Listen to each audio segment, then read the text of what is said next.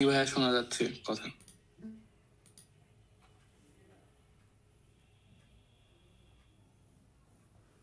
আজকের ক্লাসটা বায়োকেমিস্ট্রির উপর হবে।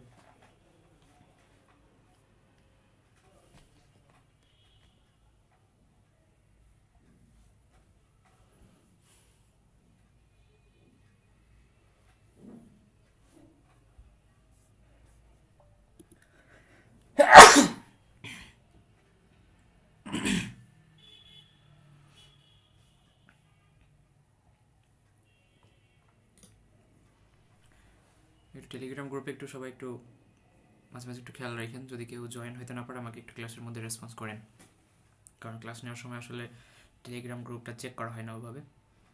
তো আপনারা যদি কেউ দেখেন যে কেউ জয়েন হতে পারতেছেন না বা টেলিগ্রাম গ্রুপে কেউ মেসেজ দিছে, কাইন্ডলি আমাকে একটু ইনফর্ম করবেন। তো আপনাদের যেটা বায়োকেমিস্ট্রির, তো এই যে যেটা দেখতেছেন এই বইটা হলো এবিসি। আপনারা নাম শুনবেন, বর্তমানে বাংলাদেশে বায়োকেমিস্ট্রির মধ্যে 2-3টা রাইটারের বই ফলো করা হয়, তার মধ্যে এখন সবথেকে বেশি মানে ওভারঅল বলা যায় যে 100টা মেডিকেল কলেজ হলে 95টা মেডিকেল কলেজে এবিসি পড়ানো হয়, অর্থাৎ এবিসি মেডিকেল বায়োকেমিস্ট্রি। এটা বাংলাদেশের রাইটার ডাক্তার মোজাম্মেল হক এনার বই। তো ইনি যেহেতু বাংলাদেশের রাইটার, এই কারণে এই বইটা এখন বাংলাদেশে বেশি পপুলার। তো বইটার একটা বিশেষত্ব হলো বইটা খুব ইজি ভাষায় লেখা। তো ইজি ভাষায় লেখার কারণে বায়োকেমিস্ট্রি একটা বই পড়লে হয়ে যায়। ইভেন দেখা যায় কারো যদি এই বইটা ভালোভাবে পড়া থাকে কিংবা এই বইয়ের প্রত্যেকটা লাইন টু লাইন যদি কেউ পড়তে পারে, তো দেখা যায় যে তার ক্ষেত্রে গাইড বইয়ের অত বেশি হেল্প লাগে না, বাট গাইড বই ম্যান্ডেটরি লাগে ফর রিটেনের জন্য। তো যারা রিটেনের জন্য প্রিপারেশান নিতে যাবেন তো অবভিয়াসলি গাইড ফলো করবেন মেন বইয়ের পাশাপাশি। মেন বইয়ের পাশাপাশি কেন গাইড পড়বেন রিটেনের জন্য? কারণ মেন বই পড়ে আপনারা কতটুকু কোন প্রশ্নের অ্যান্সার কীভাবে লিখতে হবে সেটা বুঝতে পারবেন না, কারণ এখানে একটু এলাবোরেট করে লেখা। অর্থাৎ মেইন বই সবসময় এলাবোরেট থাকে, কিন্তু আপনি এলাবোরেট করে পরীক্ষার খাতায় অর্থাৎ রিটেন পরীক্ষার খাতায় লিখে আসতে পারবেন না, অর্থাৎ লিখতে গেলে সময় লাগবে বেশি। তো যারা মেইন বই পড়ে রিটেন প্রিপারেশান নেবেন তারা কিন্তু এই বিষয়টার দিকে একটু কনসার্ন হবেন, কারণ ম্যাক্সিমাম ক্ষেত্রে দেখা যায় যে প্রথম দিকের পরীক্ষাগুলোতে রিটেন অনেকেরই খারাপ হয় বিকজ অফ তারা বুঝতে পারে না যে আসলে রিটেন কীভাবে পড়া উচিত। সো এই ক্লাসে যেহেতু জিনিসটা মনে আসলো তাই আপনাদেরকে একটু বলে দিলাম, রিটেন পড়ার ক্ষেত্রে গাইডটা ফলো করবেন, তাহলে বুঝতে পারবেন যে প্রত্যেকটা প্রশ্নের অ্যান্সার কতটুকু লেখা দরকার, কত মার্কের জন্য কতটুকু লিখলে মোর দ্যান এনাফ। আর মেইন বই পড়ে রিটেন পরীক্ষা দিতে গেলে প্রশ্নের মান এবং প্রশ্নের জন্য নির্ধারিত সময় এই জিনিসটা ক্যালকুলেট করা যায় না, এই কারণে সবসময় গাইড প্রেফার করি ফর রিটেনের জন্য। সো বায়োকেমিস্ট্রিতে নর্মালি আমরা 3-4টা বই ফলো করি, ঠিক আছে? তো এইখানে তো যেটার কথা বলতেছি এটা হলো এবিসি। তো এবিসি আপনার এটা বাংলাদেশে ফলো করা। এরপরে আছে সত্যনারায়ণের একটা বই আছে। এরপরে আছে এটা হলো হারপার। এরপরে আছে লিপিংকট, ঠিক আছে? তো এই দুইটা রাইটার হলো বাইরের দেশের, নর্থ বাংলাদেশের। উপরেরটা বাংলাদেশের, পরেরটা ইন্ডিয়ান। সো ইন্ডিয়ান এবং বাংলাদেশের রাইটারের বইগুলো আমাদের এই উপমহাদেশে বেশি চলে বা এইখানকার কারিকুলাম অনুযায়ী এই বইগুলো সুইটেবল আর কি। হারপার্স এবং লিপিংকট এই দুইটা বইও পড়াই, বাট এটা হলো বাইরের দেশের জন্য, অর্থাৎ ইউরোপ, আমেরিকা এইসব দেশের স্টুডেন্টরা এগুলো পড়ে বেশি। সো দেখা যায় যে ল্যাঙ্গুয়েজটা কিছুটা একটু হার্ড থাকে, যেটা প্রথম দিকে বাঙালি স্টুডেন্টদের জন্য পড়তে একটু কষ্টই হয়। সো আপনারা চাইলে যে কোনোটাই পড়তে পারেন। তারপর আমি বলবো যে 2টা বই অন্তত মিনিমাম, যে কোনো সাবজেক্টের 2টা বই অলওয়েজ ফলো করবেন, যে কোনো 2টা বই। তো চাইলে আপনারা এবিসি এবং সত্যনারায়ণ এই 2টা কম্বাইন্ড পড়তে পারেন। আর যদি আপনার কলেজে হারপার বা লিপিংকট পড়াই সেক্ষেত্রে আপনারা 2টার যে কোনোটা নিতে পারেন আর কি। বাট আমি সবসময় বলবো যে এবিসি এই বইটা মাস্ট রাখার চেষ্টা করবেন, যে এবিসিটা পড়লে মোর দ্যান এনাফ। আর কেন জানি না বায়োকেমিস্ট্রি আমার কাছে খুব সহজ মনে হইলেও ম্যাক্সিমাম স্টুডেন্ট বায়োকেমিস্ট্রিতে সাফার করে। বায়োকেমিস্ট্রি জিনিসগুলো খুব ইজি হইলেও বায়োকেমিস্ট্রিতে বেশ সাফার করে। একজন লিখছে যে এখন কি গাইড কিনবা কিনা, না এই মোমেন্টে কেউ গাইড কিনতে যাও না, এখন তোমাদের এডিশনের গাইড এখনও আসে নাই। তো এখন বাজারে যে গাইডটা আছে সেটা ওল্ড এডিশন, অর্থাৎ তোমাদের যে ইমিডিয়েট সিনিয়র যারা আছে তারা ওই গাইডটা পড়তেছে। সো ওই গাইড পড়লে এখন সমস্যাটা কোথায় সেটাও যদি একটু বলি। প্রত্যেকটা মানে বাংলাদেশের যে কারিকুলাম অনুযায়ী প্রত্যেকটা ইউনিভার্সিটির আন্ডারে 2টা করে প্রফ হয় প্রত্যেক বছর এক ইয়ারের। একটা হয় রেগুলার প্রফ, একটা হয় সাপ্লি প্রফ 6 মাস অন্তর অন্তর। তো প্রত্যেকটা ইউনিভার্সিটির আন্ডারেই কোনো একটা ইয়ার 2টা প্রফ হয়। সো জুন মাসের দিকে হয় নর্মালি রেগুলার প্রফ, নভেম্বর বা ডিসেম্বরে এই সময়টা হয় হলো সাপ্লি প্রফ। তো তোমরা এখন যেহেতু নতুন ব্যাচ, সো তোমাদের ব্যাচের আগে এখন যে প্রভ হবে লাস্ট, মানে তোমাদের ইমিডিয়েট যারা আছে তারা যে পরীক্ষাটা দেবে বা তাদের আরও এক ইমিডিয়েট সিনিয়র, কারণ তোমাদের ইমিডিয়েট সিনিয়র এখন সেকেন্ড টার্মের প্রিপারেশন নিতেছে, তো তাদের প্রভ এখনও বহু দেরি। তো তাদের সিনিয়র, তার মানে তোমাদের 2 ব্যাচ আগের যে সিনিয়র যারা আছে তারা এখন এই যে রিসেন্টলি ফার্স্ট প্রভ দিল আর কি, তো এদের প্রভ রিসেন্টলি শেষ হয়েছে। তো এই প্রশ্নটা এখন নতুন যে গাইডটা আছে এই গাইডে কিন্তু নাই, অর্থাৎ এখন বাজারে যে গাইডটা আছে এই গাইডে কিন্তু রিসেন্টলি যে ফার্স্ট প্রভটা হয়েছে এটার প্রশ্ন ওখানে সংযুক্ত করা নাই। সো তোমরা যখন মেডিকেল ক্লাস শুরু করবা ততদিনে আর একটা এডিশনের গাইড আসবে বাজারে, তো ওই এডিশনে কী পাবা, ওই এডিশনে এই যে ডিসেম্বর 2024 সালের ডিসেম্বর মাসে যে ফার্স্ট প্রফেশনাল পরীক্ষাটা হয়েছে সেটা ডিসেম্বর থেকে শুরু করে জানুয়ারিতে এসে শেষ হয়েছে। তো এই পরীক্ষার প্রশ্নটা তোমরা আপডেটেড গাইডে পাবা, তাছাড়া অন্য কোথাও পাবা না। এই কারণে আপডেটেড গাইডগুলো ইম্পর্টেন্ট, কারণ বিগত সালে যে প্রশ্নগুলো আসে সেটা পরবর্তী পরীক্ষার জন্য 3 স্টার একটা কোশ্চেন, কারণ প্রফের রিটেন পরীক্ষাতে প্রশ্ন রিপিট হয়। ঠিক আছে, কেউ যদি বিগত 10 বছরের রিটেন প্রশ্ন সলভ করে ফেলতে পারে কোনো একটা সাবজেক্টের, সে মিনিমাম 80% প্রশ্ন কমন পাবে। সো মেডিকেলের প্রশ্নগুলোতে ওরকম নতুন নতুন প্রশ্ন আবিষ্কার করার কোনো সুযোগ নাই, এখানে সবই লিমিটেড জিনিসপত্র, তার মানে এই জিনিসগুলোর মধ্যেই ঘুরে ফিরে তোমরা প্রশ্নগুলো ফেস করবা। তো এখানে আমরা ফার্স্ট যে চ্যাপ্টারটা দেখতেছো, তো এখানে আমি যদি একটু কথা বলি কয়েকটা বিষয় সম্পর্কে, এখানে যে প্রথম যে 6টা চ্যাপ্টার এটা হলো ফার্স্ট কার্ডে আছে তোমাদের, ঠিক আছে, এটা বই ভিত্তিতে আবার ডিফারেন্ট থাকে, কখনো এরকম প্রথম থেকে সব কিছু এরকম সিরিয়ালি থাকে না, ঠিক আছে। তো এইখানে যে প্রথম যে 6টা চ্যাপ্টার আছে এই 6টা চ্যাপ্টার হলো ফার্স্ট কার্ড। তো এরকম সিকোয়েন্সালি হয় না যে প্রথম 6টা ফার্স্ট কার্ড তারপরে 6টা সেকেন্ড কার্ড, এরকম হয় না, উল্টাপাল্টা হয়, ঠিক আছে, হ্যাপাজার্ড, মেডিকেলের সিলেবাস কিন্তু একটু হ্যাপাজার্ড। তো যাই হোক, এখানকার প্রথম যে 6টা চ্যাপ্টার আছে এই 6টা চ্যাপ্টার মোটামুটি একটু সিরিয়াল এখানে দেওয়া আছে। তো ফার্স্টে একটু বলে দিই, গেটওয়ে অফ বায়োকেমিস্ট্রি। এই গেটওয়ে অফ বায়োকেমিস্ট্রির মধ্যে মিনিমাম 3 থেকে 4টা আইটেম পাবা, 4টা থাকে নর্মালি, 3টা বা 4টা, কলেজ ভেদে 5টাও থাকে আইটেম। এরপরে কেমিস্ট্রি, অর্থাৎ chemistry of the carbohydrate related জিনিসগুলো আছে, এটা একটা আইটেম। কেমিস্ট্রি অফ প্রোটিন, এটা একটা item. Chemistry of the lipid, এটা একটা আইটেম। এই যে 5 নম্বর যে চ্যাপ্টারটা আছে নর্মালি এটা ফিজিওলজির জিনিসপত্র, অর্থাৎ বায়োলজিক্যাল মেমব্রেন এবং মেমব্রেন ট্রান্সপোর্ট। তো যারা মেগা কোর্সের স্টুডেন্ট আছে তাদেরকে হয়তো আমি নেক্সট ক্লাসে এইটা সম্পর্কে একটা ক্লাস নেব ফিজিওলজিতে, অর্থাৎ biological membrane and membrane transport, এটা কিন্তু ফিজিওলজিতে লাগে, এটা বায়োকেমিস্ট্রিতে লাগে না। এরপর যে 6 নম্বর যে চ্যাপ্টারটা আছে কেমিস্ট্রি অফ এনজাইম, এটা একটা চ্যাপ্টার, এখান থেকে একটা আইটেম থাকে, একটা বা 2টা আইটেম থাকে, কারণ এনজাইমের মধ্যে আবার বেশ কিছু সাব ডিভিশন আছে, এনজাইম, কোফ্যাক্টর, সো এরকম বেশ কিছু ডিভিশন আছে। সো এটা বিভিন্ন কলেজে একটা আইটেমেও নিয়ে নেয়, আবার বিভিন্ন কলেজে এটা 2টা আইটেমেও নেয়। তো এই হলো আইটেমের কথাবার্তা। সো ফার্স্ট কার্ডে আইটেম নর্মালি 7টা থেকে 8টা আইটেম থাকে, অর্থাৎ 6 to 8, এটা কলেজ ভেদে 6 থেকে 8টা আইটেম থাকে। তো এটা আপনারা 6 দিনেও দিতে পারবেন, আবার বিভিন্ন কলেজে 8 দিনেও নেয়, আবার দেখা যায় যে সরকারি মেডিকেল কলেজগুলোতে 1 দিনেও সবগুলো আইটেম নিয়ে নেয়, ঠিক আছে।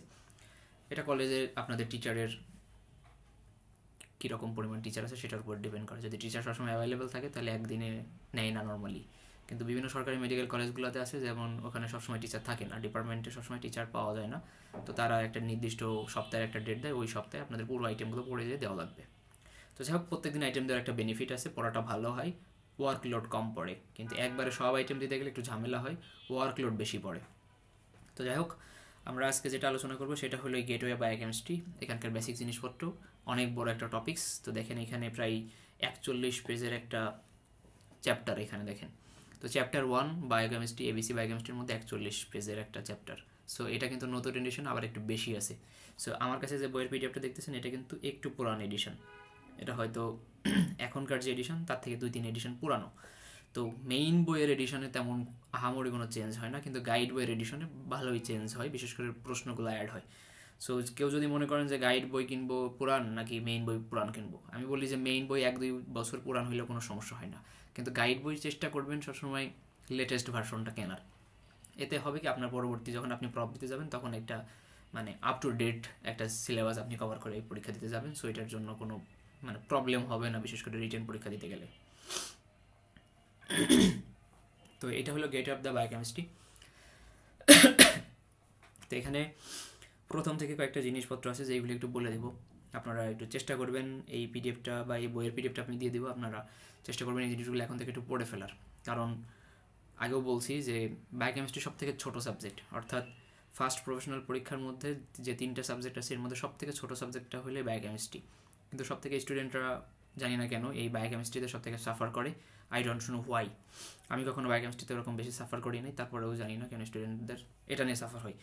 তো খুবই কমন জিনিসপত্র, অর্থাৎ গেটওয়ে অফ দ্য বায়োকেমিস্ট্রির মধ্যে ম্যাক্সিমাম জিনিসই আপনারা কেমিস্ট্রিতে পড়ে আসছেন, ঠিক আছে। তো আপনাদের কেমিস্ট্রি সেকেন্ড পেপার কিংবা কেমিস্ট্রি ফার্স্ট পেপারের মধ্যে জিনিসপত্রগুলো দেখা যাবে এই গেটওয়ে অফ বায়োকেমিস্ট্রির মধ্যে আছে। তো ফার্স্টে যে টপিকটা আছে দেখেন সলিউশন। তো এই সলিউশন জিনিসটা কিন্তু আপনারা পড়ে আসছেন, যেটা আপনারা বাংলায় পড়ে আসছেন দ্রবণ, হোয়াট ইজ দ্রবণ। তো এই জিনিসটা এখানে আছে দেখেন, হোয়াট ইজ ডেফিনেট মানে সলিউশনের কি জিনিস। তো এই জিনিসটা কিন্তু 3 স্টার একটা প্রশ্ন। বায়োকেমিস্ট্রির একটা জিনিসটা হলো এখানকার ম্যাক্সিমাম জিনিসই রিটেন ভাইভাতে কমনলি আসে, অর্থাৎ রিটেনেও যে আসে ভাইভাতে সেম জিনিসই জিজ্ঞেস করে। বাট সমস্যা হলো বায়োকেমিস্ট্রির একটাই, এখানে ওয়ার্ড টু ওয়ার্ড এক্সপ্লানেশন জিজ্ঞেস করে। ফিজিওলজিতে যেমন একটা আপনাকে মেকানিজম জিজ্ঞেস করবে, আপনি মেকানিজমটা খুব সুন্দর করে বলে দিবেন। অ্যানাটমির ক্ষেত্রে আপনাকে একটা বোনস ধরবে, বোনস রিলেটেড জিনিসপত্র জিজ্ঞেস করবে। বাট বায়োকেমিস্ট্রি কঠিন হয়ে যায় এই কারণেই, যখন আপনি এই সলিউশনের ডেফিনেশনটা পড়বেন। এখানে দেখেন একটা সলিউশনের ডেফিনেশন কী দেওয়া আছে, solution is a homogeneous mixer. তার মানে এই যে হোমোজেনাস, এই হোয়াট ইজ হোমোজেনাস এই জিনিসটা আপনাকে এক্সপ্লেন করা লাগবে। এরপর বলছে 2 or more সাবস্টেন্স। তাহলে সিঙ্গেল সাবস্টেন্স হলে কী হইতো, দুইটা কেন হইলো, বা একাধিক সাবস্টেন্স হইলে কেন আমরা সেটার সলিউশন বলতেছি। সো ডেফিনেশনের মধ্যে বলা হয়েছে যে কোনো একটা সলিউশন হতে গেলে দুইটা জিনিসকে মিক্স করতে হবে, এবং মিক্স করার পর সেটা হোমোজেনাস একটা মিক্সচারে হবে। এখন হোমোজেনাস এবং হেটারোজেনাস দুইটা জিনিস কিন্তু আলাদা টার্ম। এটা কিন্তু আপনারা জিন তত্ত্বের মধ্যে পড়ে আসছিলেন যে হোমোলোগাস, হেটারোলোগাস, হোমোজেনাস, হেটারোজেনাস। তো হোমো মিনস এখানে যেটা বলছে দুইটাই সেম জিনিস, অর্থাৎ ওয়াটার টু ওয়াটার। তো দেখেন দুইটার স্টেট অফ কন্ডিশন কিন্তু সেম। তো এই রকম জিনিস। তো দেখেন পাশে ব্র্যাকেটে লেখা আছে যে সলিড, লিকুইড অ্যান্ড গ্যাসিয়াস। যে কোনো জিনিস হতে পারে, solid to solid, liquid to liquid, gaseous to gaseous, অথবা solid to liquid, liquid to gaseous, যে কোনো জিনিস হতে পারে। বাট তাদের একটা মিক্সার তৈরি করতে হবে এবং মিক্সারে দুইটা আলাদা আলাদা সাবস্টেন্স থাকতে হবে। এবং যখন তারা আলাদা আলাদা সাবস্টেন্সটা মিক্স করা হবে এবং তারা কী হবে, নিচের লাইনে দেখেন লেখা আছে distributed uniformly among each other. তার মানে তার একটা কমপ্লিট মিক্সচার হয়ে যাবে। এখন কথা হইলো যে আপনি একটা সলিউশন তৈরি করবেন, এখন বলছে যে দুইটা হোমোজেনাস।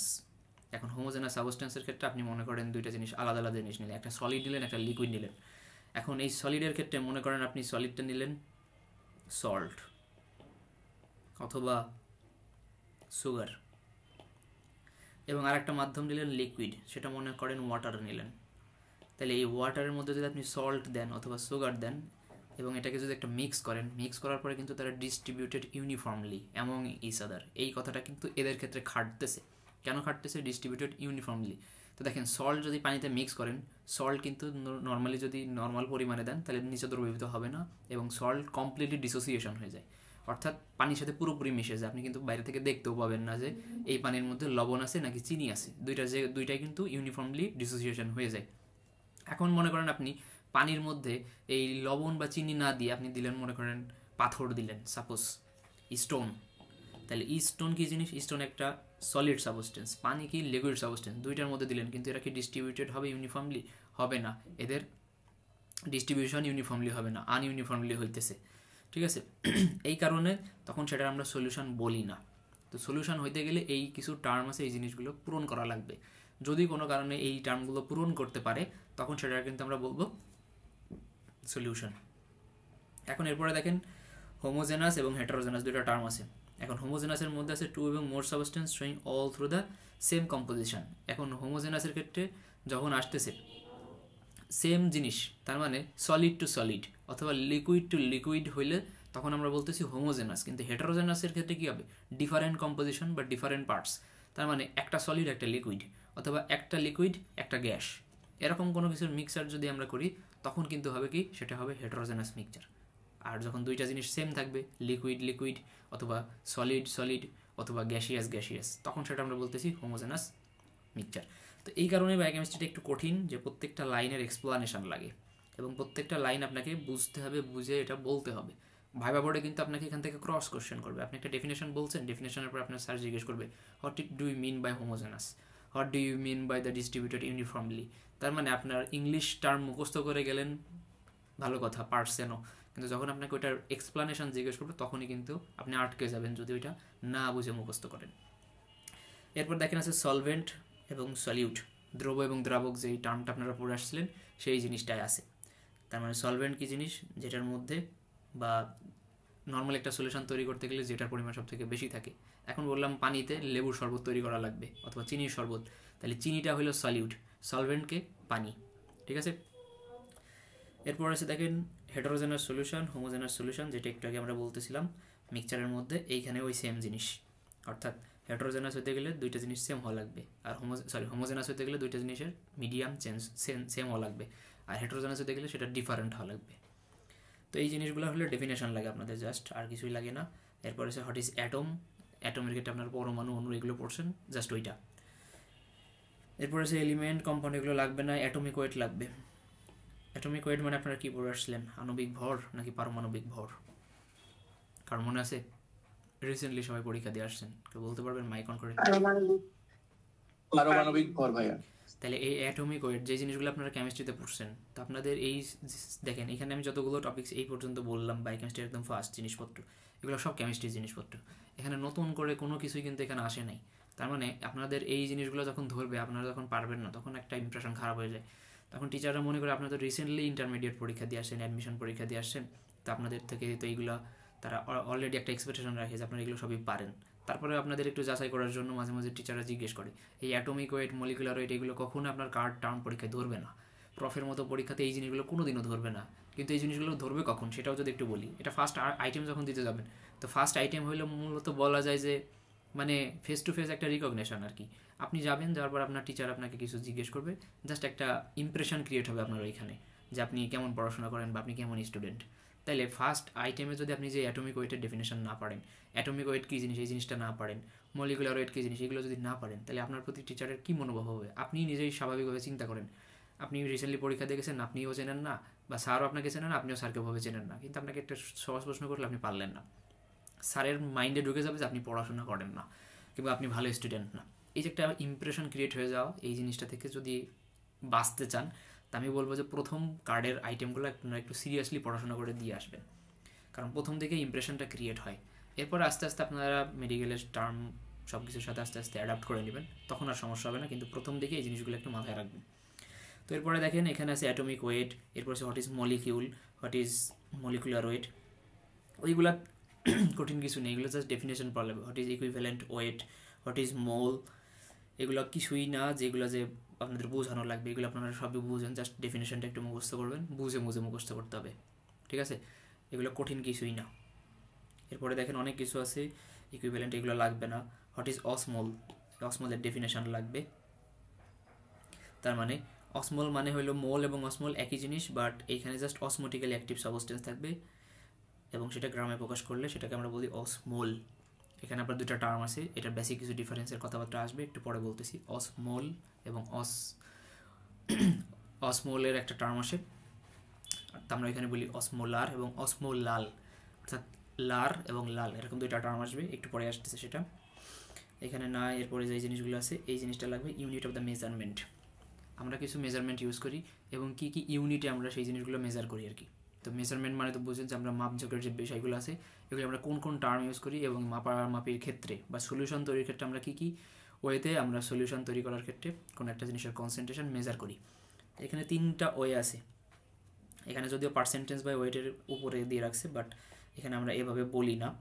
তো এই ক্ষেত্রে প্রথমে আসে আমরা বলি হলো মোলারিটি, অর্থাৎ যেটাকে আমরা বলছিলাম একটু আগে মোলার, অর্থাৎ মোলারের ক্ষেত্রে নাম্বার অফ মোল, এবং সেটা কিসে আসবে? পার লিটার সলিউশন। এখানে একটু মনে রাখবেন নাম্বার অফ মোল, এবং সেটা যদি লিটার পার লিটার সলিউশনের কথা বলা থাকে তখন হবে মোলারিটি। উল্টে যাবে তখনই মোলালিটি।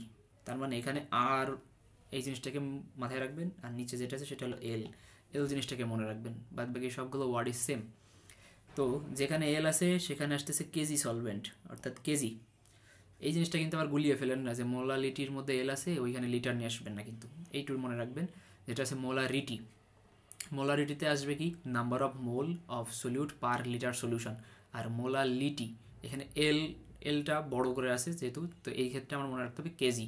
তার মানে কতটুকু বা number of mole per KG সলভেন্টের মধ্যে কত মোল কোনো একটা জিনিসের দ্রবণ বা কোনো একটা জিনিসের সাবস্টেন্স আছে, সেই দুইটা কিন্তু বেসিক ডিফারেন্স, মোলারিটি এবং মোলালিটি। এরপর আছে নর্মালিটি, যদিও নর্মালিটিটা আমরা ইউজ করি না, number of equivalent solute per litre solution. তো ইকুইভ্যালেন্টটা হইলো এই যে আমরা ই কিউ দিয়ে প্রকাশ করি, ঠিক আছে?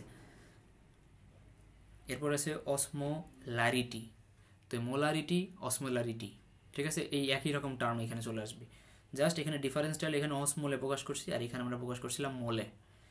এখানে আমার লিটারে আসতেছে অসমোলালিটি, এখানে আমরা আবার অসমোলটাকে নিয়ে আসতেছি কিন্তু পার কেজি সলভেন্ট। তার মানে লিটি, এই লিটি যেখানে থাকবে সেটা হলো কেজি বা পার কেজি সলভেন্টে, অর্থাৎ এটাকে আমরা প্রকাশ করি কেজিতে।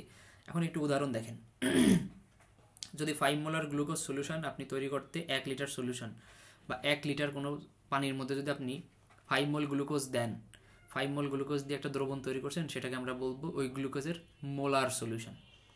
আপনি যদি 1 কেজি সলভেন্টের মধ্যে বা 1 কেজি কোনো সলভেন্ট বলতে এখানে আমরা কোনো একটা দ্রবণ, আমরা একটা কোনো লিকুইড ফর্মে না, এটা কোনো একটা সাবস্টেন্স ফর্মে আমরা চিন্তা করতেছি। এখন মনে করেন সেটা হতে পারে 1 কেজি লবণের মধ্যে আপনি 5 মোল গ্লুকোজ দিয়ে একটা মিক্স তৈরি করছেন, ওই মিক্সটাকে তখন আমরা বলবো মোলালিটি। ঠিক আছে, অসমোলারিটির ক্ষেত্রেও সেম। 1 লিটার সলিউশনের মধ্যে যদি অসমোটিক্যালি অ্যাক্টিভ পার্টিকেল, এবং সেটা যদি মনে করেন 3 অসমোলার গ্লুকোজ নিয়ে আপনি 1 লিটার সলিউশনের মধ্যে একটা দ্রবণ তৈরি করছেন, তখন ওই 3 অসমোলার গ্লুকোজের জন্য ওইটা কি হবে, অসমোলারিটি। তো এইরকম আর কি জাস্ট। তো এই 4টা টার্ম তো আমরা এইভাবে পড়ি, নর্মালিটির ক্ষেত্রে আমরা ওভাবে নর্মালিটিটা নিয়ে আসি না, কিন্তু এর উপর দেখেন একটা টার্ম আছে, সেটা হলো পার্সেন্টেজ। তো এই পার্সেন্টেজটা আসলে আমরা 3 ভাবে বলি, এখানে আপনাদের 2 ভাবে বলা আছে, গাইড বয়ে গেলে 3 ভাবে পাবেন। তো এইখানে আসলে এইভাবে একটু দিয়ে রাখছে, জাস্ট একটার মধ্যে 2টা ঢুকাই দিয়েছে। তো পার্সেন্টেজটা আমরা 3 ভাবে কীভাবে বলি সেটা একটু বলি। একটা হলো ওয়েট বাই ওয়েট, একটা হলো ওয়েট বাই ভলিউম, একটা হলো ভলিউম বাই ভলিউম।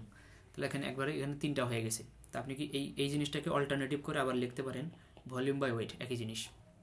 তার মানে কোনো একটা জিনিসের পার্সেন্টেজ বাই ওয়েট, তার মানে দেখেন it is the gram of solute per এত গ্রাম সলিউশন। তার মানে এখানে আপনার সলিউশন এবং সলিউট এই দুইটাই কোন ফর্মে থাকবে, গ্রাম। যখন দুইটা জিনিসই গ্রামে প্রকাশ করতেছেন, আপনি এত গ্রাম সাবস্টেন্সকে এত গ্রাম জিনিসের মধ্যে দিয়েছেন, তারপর একটা মিক্স করে একটা সলিউশন তৈরি করছেন। তার মানে দুইটা জিনিসে আপনি একক কি, গ্রাম। তাহলে দুইটা জিনিসের গ্রাম এককে এককটা গ্রামে বলার কারণটা হইল যে দুইটাই আপনার ওয়েটে আছে, তার মানে W/W। এখন যদি মনে করেন যে এই এত গ্রাম সলিউট, এখানে গ্রামের বলবে 100 গ্রামের জায়গায় আমি দিলাম 100 ml, তার মানে এটা কি একটা ভলিউম। তার মানে ওয়েট কোন একটা ভলিউমের মধ্যে মিক্স করা হয়েছে এবং একটা পার্সেন্টেজ সলিউশন তৈরি করা হয়েছে, তখন সেটা হয়ে যেত W/V অথবা V/W, যে কোনোটাই আপনার হইতে পারে, কারণ দুইটা টার্ম আলাদা। এবং ভলিউম বাই ভলিউম জিনিসটা কি, এখানে যেমন সলিউটের কথা বলছি গ্রামে, এরপরে নিচেরটা দেখেন এখানে ভলিউম বাই ভলিউমের কথা আমরা আলাদাই করে বলি যে 5 ml কোনো কিছুর একটা সিরাপ আপনি 100 ml ওয়াটারের মধ্যে মিক্স করলেন, তো 5 ml এটাও আছে ml, যেটাকে আমরা বলতেছি ভলিউম। এই 100 ml ওয়াটারের মধ্যে মিক্স করছেন, এটাও আছে ভলিউম। তাহলে এটা হয়ে গেল কি V/V। সো এইটা হলো পার্সেন্টেজ। তো আপনাকে কিন্তু এরকম জিজ্ঞেস করার পর আপনাকে একটা করে উদাহরণ দিতে বলবে এখানকার, অর্থাৎ ইউনিটস অফ মেজারমেন্ট যখন আপনি বলবেন যেরকম হোয়াট ইজ মোলারিটি বা এরকম মোলালিটি এগুলো বলবেন, তখন কিন্তু আপনাকে নিচের দেখেন উদাহরণ দেওয়া আছে। এখানে জাস্ট একটা উদাহরণ দিয়ে রাখছে আপনাকে বোঝার জন্য, আপনি যদি বুঝতে পারেন এরপর আপনি যে কোনো উদাহরণ আপনি পরীক্ষার হলে বলতে পারবেন।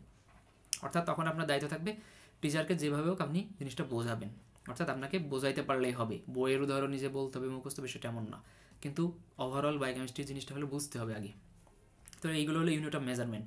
এই জিনিসটা আপনার ভাইভাতেও জিজ্ঞেস করবে, ভাইভা প্লাস রিটেন দুই জায়গায় আপনারা ফেস করবেন। রিটেন পরীক্ষাতে ওটা আসে, এটা একটা 3 স্টার কোয়েশ্চেন, হঠাৎ দ্য ইউনিটস অফ মেজারমেন্ট। তো আপনাকে এই ইউনিট অফ মেজারমেন্ট লিখতে হবে প্লাস একটা উদাহরণ দিতে হবে। এটা হলো রিটেনের ক্ষেত্রে, ভাইভার ক্ষেত্রেও সেম। এরপর যে কথাবার্তাগুলো বলা আছে এগুলো লাগবে না। এরপর একটা জিনিস দেখেন, এখানে একটু খুব বেশি মার্কিং করা আছে, তো মার্কিংগুলো আমি একটু মুছে ফেলি, তাহলে আপনাদের জন্য বুঝতে সুবিধা হবে। এখানে একটু খেয়াল করেন, এখানে আছে ইউনিট। তো আমরা একটু আগে ইউনিটের কথা কয়েকটা ইউনিট পড়েছি। এটা হলো ডিফারেন্টিভ, যেটাকে আমরা বলি সিস্টেম ইন্টারন্যাশনাল অথবা SI ইউনিট। তো এই নামগুলো আপনারা পড়ে আসছেন, CGS পদ্ধতিতে, MKS পদ্ধতিতে, কোন পদ্ধতিতে আমরা কী কী ওয়েট ইউজ করি সবই ঠিক আছে, কিন্তু IUPAC অনুযায়ী আমরা যেইটা মেডিকেল টার্মে বা বায়োকেমিস্ট্রিতে ইউজ করি সেটা হলো এই SI ইউনিটগুলো আমরা নর্মালি খুব বেশি ইউজ করি। এখন এই SI ইউনিটের মধ্যে কিছু স্পেসিফিক জিনিসগুলো আছে যেগুলো বেস ইউনিট বলি। এখন একটা বিল্ডিং বানাইতে গেলে আমাদের একদম যে নিচের যে অংশটা থাকে, অর্থাৎ মাটির মধ্যে যেটা থাকে সেটাকে আমরা বলি বেস। তার মানে আপনি যখন মেডিকেল স্টুডেন্ট, আপনারা ফার্স্ট ইয়ারে পড়তেছেন, তার মানে আপনাদের বেসিক সাবজেক্ট কারা, অ্যানাটমি, ফিজিওলজি, বায়োকেমিস্ট্রি, এটাকে আমরা বলতেছি বেস সাবজেক্ট।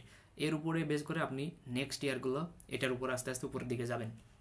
তো যেইটা আপনার বেস, অর্থাৎ যেটা আপনার একদম নিচে আছে, সেইগুলো হলো আমরা বলি SI বেস ইউনিট।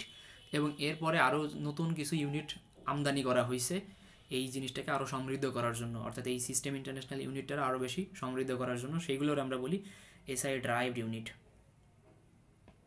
ঠিক আছে, এটাকে আমরা বলি এসআই ড্রাইভড ইউনিট। এবং এর পাশাপাশি আরও কিছু অ্যাডিশনাল কিছু ইউনিট আছে যেগুলোকে আমরা বলি সাপ্লিমেন্টাল ইউনিট। তো সাপ্লিমেন্ট মানে কি বুঝি আমরা? সাপ্লিমেন্ট বলতেই নর্মালি বুঝি যে কোনো কিছুর সাথে যদি এক্সট্রা করে কিছু অ্যাড করা হয় সেটাকে আমরা বলি সাপ্লিমেন্ট। তো এই এসআই ইউনিট এবং এসআই বেজ ইউনিটের সাথে আরও কিছু সাপ্লিমেন্টাল ইউনিট হিসেবেও কিছু ইউনিট আছে যেগুলো এই এসআই ইউনিটটাকে আরও বেশি স্ট্রং করছে, মানে বায়োকেমিস্ট্রির ক্ষেত্রে আমরা যেটা বলতেছি আর কি। তো এসআই ইউনিটের কিছু হিস্ট্রি আছে, হিস্ট্রিটা আপনাদের একটু জানা লাগবে, এটা ভাইবার প্রশ্ন। এই আইইউপ্যাক এটার পূর্ণরূপ লাগবে International Union of the Pure and Applied Chemistry. What is IFCC? International Federation of the Clinical Chemistry. কত সালে এসআই ইউনিট শুরু হয়? 1977 সালে। ঠিক আছে, এবং এটা হু অ্যাডাপ্টেড হয়, তারপরে এটা নর্মালি ইউজ করা হইতেছে সব জায়গায়। এবং এসআই ইউনিট এটার পূর্ণরূপ অর্থাৎ সিস্টেম ইন্টারন্যাশনাল ইউনিট, এই জিনিসটা কিন্তু বলা লাগবে। তো এসআই ইউনিটের ক্ষেত্রে নর্মালি ভাইবা বোর্ডে সব থেকে বেশি যেটা জিজ্ঞেস করে এই বেজ ইউনিটগুলো, যে 7টা ইউনিট আছে এই 7টা ইউনিটটাই হলো সব থেকে বেশি জিজ্ঞেস করে। ঠিক আছে, বেজ ইউনিট টোটাল 7টা, এই যে বক্সটা দেখতেছেন এই বক্সটা। তো এই বক্সে যে 7টা ইউনিট আছে এই 7টা ইউনিটটাই সব থেকে বেশি জিজ্ঞেস করে। তো এখানে দেখেন প্রত্যেকটা ইউনিটের নাম আছে এবং এই ইউনিটগুলো প্রকাশ করার জন্য কী কী ওয়ার্ড ইউজ করা হয় বা কী কী সিম্বল ইউজ করা হয় সেই জিনিসটা আছে। তার মানে এখন আপনি কোনো একটা জিনিসের লেন্থ মাপতে গেলে আমরা এসআই ইউনিট অনুযায়ী মিটারে প্রকাশ করি এবং সেটা সিম্বল কি স্মল এম। ভরের ক্ষেত্রে যেটা আছে, টাইমের ক্ষেত্রে আছে, টেম্পারেচার ক্ষেত্রে আছে, অ্যামাউন্ট, এই জিনিসগুলো আপনাদের একটু মুখস্থ করা লাগবে, কারণ এই জিনিসটা আপনার রিটেনও ফেস করতে হবে, ভাইভাতেও আপনাদেরকে এই জিনিসটা ফেস করতে হবে। তার মানে এসআই বেজ ইউনিট একদম মুখস্থ, ঠুটস্থ, কণ্ঠস্থ করে ফেলতে হবে, কারণ এইটা আপনাকে না দেখে ভাবে ওটা বলতে হবে। তার মানে আলটিমেটলি এটা আপনাকে মুখস্থ করা লাগবে। এরপরে আছে কিছু এসআই ড্রাইভ ইউনিট, টোটাল 5টা। তো এই 5টা জিনিসের নাম মনে রাখতে হবে এবং এদের যে সিম্বল এই সিম্বলগুলো একটু মনে রাখতে হবে। এরপরে নিচে দেখেন সাপ্লিমেন্টাল ইউনিট আছে, মিনিট, আওয়ার, ডে, মিলিমোল, মিলি অসমোল, মিলি ইকুইভ্যালেন্ট, এই জিনিসগুলো হলো সাপ্লিমেন্টাল ইউনিট। তার মানে এই সব মিলেই হলো এসআই ইউনিট। তাহলে কারা বেজ ইউনিট, কারা ড্রাইভড ইউনিট এবং কারা সাপ্লিমেন্টাল ইউনিট, এই জিনিসটা কিন্তু আপনাদের মুখস্থ করা লাগবে। এই জিনিসটা রিটেন প্লাস ভাইবা 2 জায়গায় লাগে, এখানে লেখাও আছে রিটেন প্লাস ভাইবা, এটা আপনাদের 2 জায়গায় ফেস করতে হবে। এরপরে এখানে কিছু মিলি ইউনিটের উপর কথাবার্তা বলা আছে, সাবস্টেন্সের ক্ষেত্রে এগুলো লাগবে না, এখানে ক্রস চিহ্ন দেওয়া আছে, এগুলো লাগবে না। এখানে একটা জিনিস লাগবে, হোয়াট ইজ টনিসিটি, জাস্ট এটার ডেফিনেশনটা একটু পড়তে হবে। এখন আমি টনিসিটির এই জিনিসটা একটু বলে দিই। তো টনিসিটি জিনিসটা হলো concentration only non permeable osmotically active solute per litre solution which generate osmotic force causes osmosis. এটা একটু কঠিন জিনিস, কারণ এই জিনিসটার সাথে আরও অনেক কিছু আছে যেগুলো না বুঝলেই আসলে টনিসিটিটা বোঝানো যাবে না। টনিসিটিটা বোঝাইতে গেলে আমাদের যে অসমোটিক প্রেশার যে জিনিসটা আছে, ব্লাডের যে অসমোটিক প্রেশার, এই জিনিসগুলোর সাথে একটু মানে আগে পরিচিত হওয়া লাগবে, তারপরে এই টনিসিটিটা এখানে আসবে। সো অসমোলারিটি কী জিনিস সেটা যদি একটু উপরের লাইনে দেখেন, osmolarity is the total concentration of osmotically active solutes. ঠিক আছে, পার লিটার সলিউশন। এখন আমাদের বডিতে যত ধরনের অসমোটিক্যালি সাবস্টেন্স, অসমোটিক্যালি অ্যাক্টিভ পার্টিকেলগুলো আছে, এই জিনিসগুলো নর্মালি আমাদের বডির যে ফ্লুইডগুলো থাকে, ইসিএফ, আইসিএফ, ব্লাড, প্লাজমা, এই জিনিসগুলোর মধ্যে যেই অসমোটিক্যালি অ্যাক্টিভ পার্টিকেলগুলো থাকে এইগুলোর আমরা বলি অসমোটিক্যালি অ্যাক্টিভ পার্টিকেল। এবং এই যে অসমোটিক্যালি অ্যাক্টিভ পার্টিকেল এটার একটা অসমোটিক প্রেশার ক্রিয়েট করে। সো এটা প্রায় 350 থেকে 380 এরকম একটা মেজারমেন্ট আছে। সো সেটা আমরা আস্তে আস্তে যখন পাবো তখন আপনাদের দেখাই দেওয়া হবে এবং সেই জিনিসটা আপনাদের একটু মুখস্থ করা লাগবে। ঠিক আছে, তখন এটার ইউনিট আমরা মিলি অসমোল পার লিটার এই এককে প্রকাশ করি আর কি। এরপর আছে এটা হলো আইসোসমোটিক এবং আইসোটনিক সলিউশন, এই জিনিসগুলো আসলে এখন এটার সাথে না, এটা আর একটু পরে আলোচনা করা হবে। এরপরে যে সারফেস টেনশন, যেটা আপনারা এই যে সান্দ্রতা নামে একটা টার্ম পড়ে আসছিলেন ফিজিক্সে, তো এই জিনিসটা আছে বাট খুব একটা ইম্পর্টেন্ট না, এটা তেমন একটা বেশি ধরেও না, কিন্তু কেউ চাইলে পড়তে পারেন, এটা থেকে রিটেন ভাইবা কোনো কিছু তেমন একটা ধরে না। সারফেস টেনশন এই জিনিসগুলো তেমন ধরে না। Chemical composition of the body, এই জিনিসটা লাগে, অর্থাৎ একজন আমরা নর্মালি অ্যাডাল্ট পার্সনকে আমরা ধরে নিই যে 70 কেজি মানুষের উপর বেসিস করেই আমরা এই হিসাবটা করি। তার মানে একটা chemical composition of the body, একটা 70 কেজি ওজনের মানুষের পুরো হোল বডিটা কী কী জিনিস নিয়ে তৈরি হয়েছে, কোনটার কতটুকু পার্সেন্টেজ আছে, এই জিনিসটা এখানে জাস্ট একটা ওভারভিউ দেওয়া আছে। আপনার এর আগেও পড়েছেন 60% পানি থাকে, বা অন্যান্য ক্ষেত্রেও পড়ে আসছেন যে হিউম্যান বডিতে কত পার্সেন্ট পানি থাকে। যাই থাকুক না কেন, যেখানে যা পড়ে আসছেন, মেডিকেল আসার পর অনেক কিছু চেঞ্জ দেখতে পাবেন।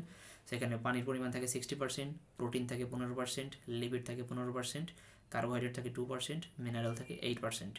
Element composition of the body, এখানে দেখেন, অর্থাৎ এলিমেন্ট বলতে এখানে আপনারা যে কেমিস্ট্রি যে চার্টগুলো পড়ছেন সেখানকার ক্ষেত্রে সব থেকে বেশি থাকে কার্বন তারপর থাকে অক্সিজেন, তারপর থাকে hydrogen, nitrogen, calcium, phosphorus, others.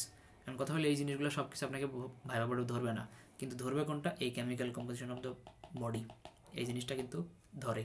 এটা বায়োকেমিস্ট্রিতে আবারও পাবেন, এটা হলো বডি ফ্লুইডের একটা কম্পোজিশন আছে, ওই বডি ফ্লুইডের কম্পোজিশনের ওই চ্যাপ্টারের মধ্যে পাবেন। সেটা হলো আপনার ফুড নিউট্রিশন একটা চ্যাপ্টার আছে, একটা কার্ড আছে ওইটা, তো ওইটা হলো থার্ড কার্ড, মেবি থার্ড কার্ডে আপনারা ওই জিনিসটা পাবেন। তো এইখানেও আপনাদের এই জিনিসটা দেওয়া আছে, ওইখানেও আপনাদের ওই জিনিসটা দেওয়া থাকবে, বডি ফ্লুইড মেজারমেন্টের একটা চ্যাপ্টার আছে, তো ওইখানে এই জিনিসগুলো আবার আলাদা করে ওইখানে পড়ানো হবে। সেখান থেকে আপাতত জাস্ট একটু বেসিক ধারণা নিয়ে রাখবেন, ওইখানে পড়তে গেলে আবার সুবিধা হবে। এরপর দেখেন কিছু আছে বায়োমলিকিউলস, অর্থাৎ মেজর বায়োমলিকিউলস অফ দ্য বডি। এখন এটাকে আমরা বলতেছি বিল্ডিং ব্লক। এখন বিল্ডিং ব্লক মানে হলো একটা বিল্ডিং তৈরি করতে গেলে যে একটা ইট লাগে, আমাদের বডি তৈরি করতে গেলে এরকম কিছু ছোটো ছোটো ব্লক আছে। এখন এই জিনিসগুলো হলো মেজর জিনিস, যেগুলো পরবর্তীতে মেটাবলিজমও এই জিনিসগুলো পাওয়া যায়। এখন প্রোটিন, আপনি মাছ মাংস খাইলে সেটা আমার বডি অ্যামিনো অ্যাসিড হিসেবে অ্যাবজর্পশন করবে। যদি গ্লাইকোজেন খান, গ্লাইকোজেনটাও ভেঙে গ্লুকোজে কনভার্ট হওয়ার পর সেটা অ্যাবজর্পশন হবে। ডিএনএ হবে ডিঅক্সিরাইবোনিউক্লিওটাইড, এখান থেকে আসে, আরএনএ আসে রাইবোনিউক্লিওটাইড থেকে। এবং লিপিড, এই লিপিডের এখানে অনেকগুলো টার্ম আসবে, এখানে যদিও বিল্ডিং ব্লকের কথা বলা নাই। তো এই বিল্ডিং ব্লকের কথা দেখেন লিপিডের পাশের বক্স ফাঁকা দিয়ে রাখছে, এখানে ফাঁকা দিয়ে রাখলেও এখানে বহুগুলো নাম আসে, ট্রাইগ্লিসারাইড আসে, কোলেস্টেরল আসে, ঠিক আছে, তারপরে ফসফেট টসফেট বহু কিছু আসে এখানে লিপিডের মধ্যে, কারণ লিপিড কখনো একটা টার্মে আসলে আসে না। তো দেখেন নিজেই লেখা আছে যে lipid are not biopolymer. So lipid polymer না, কারণ ওইটার বায়োপলিমার না, কারণ ওইখানে বায়োলজিক্যাল সাবস্টেন্সের থেকেও কিছু নন বায়োলজিক্যাল সাবস্টেন্স ওইখানে আসে। যাই হোক, ওটা অনেক কথাবার্তা আছে, আপনাদের লিপিড আসবে পরবর্তীতে, তখন আপনাদের যখন লিপিডের চ্যাপ্টার আলোচনা করা হবে, অর্থাৎ থার্ড বা ফোর্থ আইটেম বা ফোর্থ, এই এবিসির মনে হয় ফোর্থ চ্যাপ্টার। এরপরে দেখেন হোয়াট ইজ ক্রিস্টালয়েড এবং কলয়েড। এই জিনিস যদি কেউ পরীক্ষার হলে না পারে, শিওর ফেল করবে। সেই ক্রিস্টালয়েড এবং কলয়েড খুব খুব খুব খুব বেশি ইম্পর্টেন্ট, এই জিনিসগুলো না পারলেই টিচাররা কখনোই আপনাকে পাস করাবে না, বিশেষ করে ফার্স্ট কার্ড পরীক্ষায়। সো ক্রিস্টালয়েড কী জিনিস, কলয়েড কী জিনিস? ক্রিস্টালয়েডগুলো হলো কোনো জিনিসের সাইজ যদি 1 ন্যানোমিটারের কম হয় এবং সেটা সেমি পারমিয়েবল মেমব্রেন ভেদ করতে পারে। এখন এই সেমি পারমিয়েবল মেমব্রেন কী জিনিস? আপনারা কেমিস্ট্রি অথবা ফিজিক্সে পড়ে আসেন একটা কথা, অর্ধভেদ্য। তার মানে কোনো একটা জিনিসের মধ্যে দিয়ে সব কিছুই ভেদ করতে পারবে না। এখন সেল মেমব্রেন, যেটা আমাদের কিন্তু একটা সেমি পারমিয়েবল মেমব্রেন, আমাদের সেলের যে মেমব্রেন সেটা, কারণ সেল মেমব্রেনে সবাই ঢুকতে পারে না, চাইলেই ঢুকতে পারে না, কিন্তু কিছু জিনিস আছে চাইলেই ঢুকতে পারে, কিছু জিনিস আছে চাইলেই বেরোইতে পারে না। তো যারা ঢুকতে পারবে একটা সেল মেমব্রেন দিয়ে, সেমি পারমিয়েবল মেমব্রেন দিয়ে যারা ইজিলি পাস করতে পারবে, নর্মালি এরা ক্রিস্টালয়েড হয় এবং এদের সাইজ কত? Less than 1 nanometre. আর যারা কলয়েড তাদের সাইজ কত? 1 থেকে 100 ন্যানোমিটার। এখন কথা হলো কলয়েডাল সাবস্টেন্স কি তাহলে ভাই সেল মেমব্রেন ভেদ করতে পারে না বা সেমি পারমিয়েবল মেমব্রেন ভেদ করতে পারে না? হ্যাঁ পারে, কিন্তু তারা বিশেষ কন্ডিশনে, তারা চাইলেই এইভাবে পারে না। তাদেরকে নিয়ে যাওয়ার জন্য কিছু ক্যারিয়ার থাকে, কিছু ট্রান্সপোর্ট সিস্টেম থাকে, যেগুলো আমরা ফিজিওলজির সেকেন্ড কার্ডের সময় পড়বো, সরি সেকেন্ড আইটেমের সময় পড়বো। মেমব্রেন ট্রান্সপোর্ট নামে একটা টপিক আছে, সেটা আমরা ফিজিওলজিতে আলোচনা করব।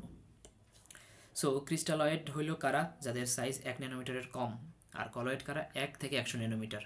তাহলে কোনো জিনিসের সাইজ যদি 1 ন্যানোমিটার হয় তাহলে সেটা কলয়েড হয়ে যাবে, কিন্তু 1 ন্যানোমিটারের কম হইলে তখন সেটা আবার ক্রিস্টালয়েড হয়ে যাবে। এখন ক্রিস্টালয়েড কারা? যত ধরনের ইলেকট্রোলাইট জিনিসপত্র আছে, মিনারেল টিনারেল যা আছে সবাই হলো ক্রিস্টালয়েড। এখন ইলেকট্রোলাইট বলতে কারা?